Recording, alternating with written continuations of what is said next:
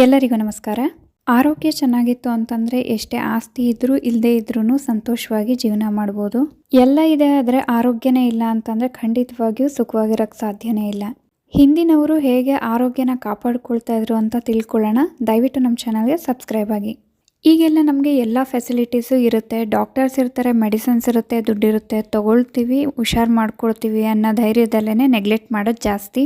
ಹಿಂದೆ ಡಾಕ್ಟರ್ಸು ಜಾಸ್ತಿ ಇರ್ತಿರ್ಲಿಲ್ಲ, ಮೆಡಿಸನ್ಸು ಕಡಿಮೆ ಸಿಕ್ಕಿದ್ರು, ಆಯುರ್ವೇದಿಕ್ಕು ಅದನ್ನು ತಗೊಳ್ಳೋ ಅಂತಹ ನಾಲೆಡ್ಜ್ ಇರೋರು ಕಡಿಮೆ ಇರ್ತಿದ್ರು, ಹಣನೂ ಕಡಿಮೆ ಇರ್ತಿತ್ತು. ಅದರಿಂದ ಊಟದಲ್ಲೇ ಅವರ ನಿಯಮಗಳನ್ನು ಪಾಲನೆ ಮಾಡ್ತಿದ್ರು. ದ್ರಾಕ್ಷಿ ತಿಂದ ತಕ್ಷಣ ನೀರನ್ನು ಕುಡಿಬಾರ್ದು, ಇದು ಕಾಲರ ರೋಗ ಬರೋದಕ್ಕೆ ಕಾರಣವಾಗಬಹುದು. ಹೆಬ್ಬೆರಳಿಗೆ ಎಣ್ಣೆನ ಮಸಾಜ್ ಮಾಡೋದ್ರಿಂದ ಕಣ್ಣಿನ ದೃಷ್ಟಿ ತುಂಬಾ ಚೆನ್ನಾಗಾಗುತ್ತೆ. ಹಾಲನ್ನು ಕುಡಿದಾದ್ಮೇಲೆ ಖರ್ಜೂರನ ತಿಂದರೆ ಮೆದುಳು ಚುರುಕಾಗುತ್ತೆ. ಇದು ಮಕ್ಕಳಿಗೂ ಒಳ್ಳೆಯದು, ವಯಸ್ಸಾದವ್ರಿಗೂ ಒಳ್ಳೆಯದು, ದೊಡ್ಡವ್ರಿಗೂ ಒಳ್ಳೆಯದೇ.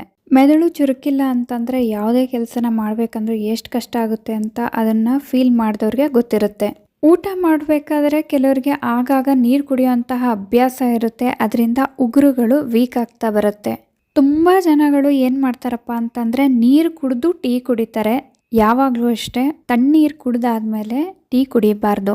ಜಜ್ಜಿದಂಥ ಬೆಳ್ಳುಳ್ಳಿನ ತಗೊಂಡು ಅದರಲ್ಲಿ ಸ್ವಲ್ಪ ಕೊಬ್ಬರಿ ಎಣ್ಣೆನ ಹಾಕಿ ಹೊಟ್ಟೆ ಭಾಗಕ್ಕೆ ಮಸಾಜ್ ಮಾಡಿದರೆ ಬೊಜ್ಜು ಕಡಿಮೆ ಆಗುತ್ತೆ. ಎಸ್ಪೆಷಲಿ ಬಾಣಂತನದಲ್ಲಿ ಬಾಣಂತಿಯರಿಗೆ ಈ ಥರ ಮಾಡ್ತಾರೆ, ಪ್ರತಿಯೊಬ್ಬರು ಮಾಡ್ಕೋಬೋದು, ಹೊಟ್ಟೆ ಬೊಜ್ಜು ಜಾಸ್ತಿ ಇರೋರು.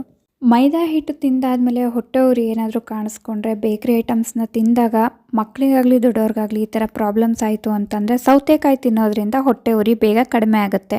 ಊಟ ಮಾಡಿದ ತಕ್ಷಣವೇ ಸ್ನಾನ ಮಾಡ್ಕೊಳ್ಳೋದು ಅಷ್ಟು ಒಳ್ಳೆಯ ಅಭ್ಯಾಸ ಅಲ್ಲ. ಯಾಕೆ ಅಂತಂದರೆ ಆರೋಗ್ಯದ ಮೇಲೆ ದುಷ್ಪರಿಣಾಮ ಉಂಟಾಗುತ್ತೆ.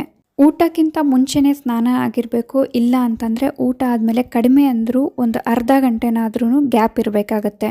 ತಿಂಗಳಿಗೊಮ್ಮೆ ಆದ್ರೂ ಉಪವಾಸ ಮಾಡೋದ್ರಿಂದ ಹೊಟ್ಟೆಯಲ್ಲಿರೋಂತಹ ರೋಗಗಳು ಗುಣವಾಗುತ್ತೆ.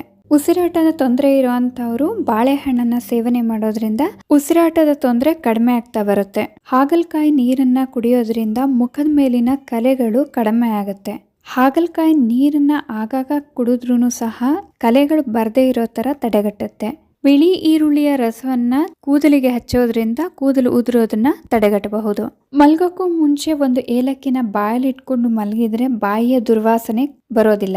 ಮೂಲವ್ಯಾಧಿ ಸಮಸ್ಯೆ ಇರುವಂಥವ್ರು ಮೆಂತ್ಯವನ್ನ ಹೆಚ್ಚಾಗಿ ಬಳಸಿದ್ರೆ ಕಡಿಮೆ ಆಗುತ್ತೆ. ಹೆಚ್ಚಾಗಿ ಕಪ್ಪು ಬಟ್ಟೆನ ಧರಿಸೋದ್ರಿಂದ ಮೂಢನಂಬಿಕೆನೂ ಹೆಚ್ಚಾಗುತ್ತೆ, ನೆಗೆಟಿವ್ ಎನರ್ಜಿ ಹೆಚ್ಚಾಗುತ್ತೆ. ಎಳ್ಳನ್ನು ತಿನ್ನೋದ್ರಿಂದ ಕೂದಲು ಉದುರೋದನ್ನು ತಡೆಗಟ್ಟಬಹುದು. ಹಾಗೆ ಮಂಡಿ ನೋವು ಕಡಿಮೆ ಆಗುತ್ತೆ. ಜವೆ ಗೋಧಿಯ ಗಂಜಿ ಕುಡಿಯೋದ್ರಿಂದ ಮಾನಸಿಕ ದೌರ್ಬಲ್ಯ ಕಡಿಮೆ ಆಗುತ್ತೆ. ರಾತ್ರಿ ವೇಳೆಯ ಆಹಾರ ಕ್ರಮದಲ್ಲಿ ಸಿಹಿಯನ್ನು ಸೇರಿಸಬಾರ್ದು, ಹಾಗೆಯೇ ಕಡಿಮೆ ಆಹಾರವನ್ನು ತೆಗೆದುಕೊಳ್ಬೇಕು. ಅರಿಶಿಣದ ನೀರನ್ನು ಕುಡಿದ್ರೆ ಉಸಿರಾಟದ ತೊಂದರೆ ಕಡಿಮೆ ಆಗುತ್ತೆ. ಹೊಟ್ಟೆಗೆ ಸಂಬಂಧಿಸಿದಂತೆ ಏನಾದರೂ ನೋವಿದ್ರೂ ಸಹ ಕಡಿಮೆ ಆಗುತ್ತೆ.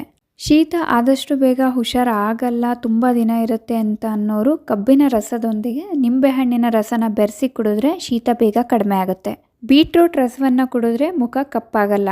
ರಕ್ತದ ಕಣಗಳು ಸಹ ವೃದ್ಧಿಯಾಗತ್ತೆ.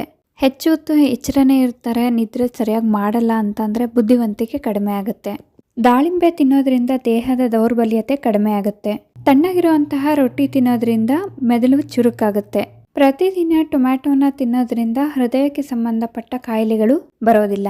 ಮುಖಕ್ಕೆ ಮೊಸರು ಹಚ್ಚೋದ್ರಿಂದ ಮುಖದ ಕಾಂತಿ ಹೆಚ್ಚಾಗುತ್ತೆ. ಗೋಡಂಬಿ ತಿನ್ನೋದ್ರಿಂದ ಬುದ್ಧಿಶಕ್ತಿ ಹೆಚ್ಚಾಗುತ್ತೆ. ಬಿಕ್ಕಳಿಕೆ ಆಗಾಗ ಬರ್ತಾನೆ ಇರುತ್ತೆ, ಜಾಸ್ತಿನೇ ಇದೆ ಅಂತ ಅಂದರೆ ಸಕ್ಕರೆ ಅಥವಾ ಉಪ್ಪನ್ನ ತಿನ್ನೋದ್ರಿಂದ ಬೇಗ ಕಡಿಮೆ ಆಗುತ್ತೆ. ಇನ್ನೂ ಜಾಸ್ತಿ ಇದ್ದರೆ ನೀರಿನೊಂದಿಗೆ ಒಂದು ಲವಂಗವನ್ನು ತಿಂತು ಅಂದರೆ ಕಡಿಮೆ ಆಗುತ್ತೆ. ರಾತ್ರಿ ಸಮಯದಲ್ಲಿ ಹಾಲಿನ ಕೆನೆಯೊಂದಿಗೆ ಅರಿಶಿಣವನ್ನು ಮಿಕ್ಸ್ ಮಾಡಿ ಮುಖಕ್ಕೆ ಹಚ್ಚಿದ್ರೆ ಮುಖದ ಕಾಂತಿ ಹೆಚ್ಚಾಗುತ್ತೆ. ಉಪ್ಪು ಮತ್ತು ಜೇನುತುಪ್ಪವನ್ನು ಮಿಕ್ಸ್ ಮಾಡಿ ಬ್ರಷ್ ಮಾಡೋದ್ರಿಂದ ಹಲ್ಲು ಬಿಳುಪಾಗುತ್ತೆ. ಸಿಹಿ ಮಾವಿನೊಂದಿಗೆ ಬೇವಿನ ಎಲೆಯನ್ನು ಅಗೆದು ತಿನ್ನೋದ್ರಿಂದ ಬಾಯಿಯ ದುರ್ಗಂಧ ಕಡಿಮೆ ಆಗುತ್ತೆ. ಬೇವಿನ ಎಲೆಯ ಚೂರ್ಣದಿಂದ ಹಲ್ಲುಜ್ಜೋದ್ರಿಂದ ಹಲ್ಲುಗಳ ಆರೋಗ್ಯ ಚೆನ್ನಾಗಿರುತ್ತೆ. ನಿಂಬೆಹಣ್ಣಿನ ಬೀಜವನ್ನು ಅರೆದು ನಿಂಬೆ ರಸ ನೀರಿನೊಂದಿಗೆ ಬೆರೆಸಿ ಮುಖಕ್ಕೆ ಹಚ್ಚೋದ್ರಿಂದ ಕಪ್ಪು ಕಲೆಗಳು ಮಾಯವಾಗುತ್ತೆ. ಕಣ್ಣುಗಳ ಕೆಳಗೆ ಕಪ್ಪು ಛಾಯೆ ಉಂಟಾಗಿತ್ತು ಅಂತಂದರೆ ಜೇನುತುಪ್ಪವನ್ನು ಹಚ್ಚೋದ್ರಿಂದ ಕಡಿಮೆ ಆಗುತ್ತೆ. ತುಳಸಿ ರಸದೊಂದಿಗೆ ನಿಂಬೆಹಣ್ಣಿನ ರಸವನ್ನು ಮಿಕ್ಸ್ ಮಾಡಿ ಮುಖಕ್ಕೆ ಹಚ್ಚೋದ್ರಿಂದ ಮೊಡವೆಗಳು ಕಡಿಮೆ ಆಗುತ್ತೆ. ಮುಖದಲ್ಲಿ ಹೆಚ್ಚಾಗಿ ಮೊಡವೆಗಳಿತ್ತು ಅಂತಂದರೆ ಹಿಂಸೆ ಆಗ್ತಾ ಇರುತ್ತೆ. ಅಂಥ ಸಂದರ್ಭದಲ್ಲಿ ತುಂಬ ಆಯಿಂಟ್ಮೆಂಟು ಸೋಪನ್ನ ಬಳಸಿ ಬೇಜಾರಾಗಿತ್ತು ಅಂತಂದರೆ ನ್ಯಾಚುರಲ್ ಮೆಥಡ್ನ ಯೂಸ್ ಮಾಡಿದ್ರೆ ಆದಷ್ಟು ಬೇಗ ಕಡಿಮೆ ಆಗುತ್ತೆ. ತುಳಸಿ ರಸದೊಂದಿಗೆ ದೊಡ್ಡಪತ್ರೆಯ ರಸನ ಬೆರೆಸಿ ಕುಡಿಯೋದ್ರಿಂದ ಕಫ ಕಡಿಮೆ ಆಗುತ್ತೆ. ಬೆಳಗ್ಗೆ ಎದ್ದ ತಕ್ಷಣ ಖಾಲಿ ಹೊಟ್ಟೆಗೆ ಮೆಂತ್ಯದ ನೀರನ್ನು ಕುಡಿತಾ ಬಂತು ಅಂತಂದರೆ ಕಾನ್ಸ್ಟಿಪೇಷನ್ ಪ್ರಾಬ್ಲಮ್ಸೂ ಕಡಿಮೆ ಆಗುತ್ತೆ, ಹಾಗೆಯೇ ಶುಗರ್ ಲೆವೆಲು ಬ್ಯಾಲೆನ್ಸ್ ಆಗುತ್ತೆ. ಬೆಳಗ್ಗೆ ಮತ್ತು ರಾತ್ರಿ ಉಗುರು ಬೆಚ್ಚಗಿನ ನೀರನ್ನ ಕುಡಿತಾ ಬಂತು ಅಂದರೆ ಡೈಜೆಸ್ಟಿವ್ ಸಿಸ್ಟಮ್ಗೆ ಹೆಲ್ಪ್ ಆಗುತ್ತೆ. ಮಂಡಕ್ಕಿ ಅಂತಾರೆ ಅಥವಾ ಪುರಿ ಅಂತ ಹೇಳ್ತಾರೆ, ಅದನ್ನು ತಿಂದಾದ್ಮೇಲೆ ನೀರನ್ನು ತಕ್ಷಣವೇ ಕುಡಿಬಾರ್ದು. ಪ್ರತಿದಿನ ಯಾರು ತಪ್ಪದೇ ವಾಕ್ ಮಾಡ್ತಾರೆ ಯಾವುದೇ ಕಾಯಿಲೆಗಳನ್ನು ಆದಷ್ಟು ತಡೆ ಹಿಡಿಬಹುದು. ಮುಂಜಾನೆ ಬೇಗ ಏಳೋದ್ರಿಂದ ಚಟುವಟಿಕೆಯಿಂದ ಇರಬಹುದು. ಸಣ್ಣ ಪುಟ್ಟ ಗಾಯಗಳೇನಾದರೂ ಆಗಿತ್ತು ಅಂತಂದರೆ ತುಂಬೆ ಹೂವಿನ ರಸ ಅಥವಾ ತುಂಬೆ ಎಲೆಗಳ ರಸವನ್ನು ಹಾಕೋದ್ರಿಂದ ಆದಷ್ಟು ಬೇಗ ಗುಣವಾಗುತ್ತೆ.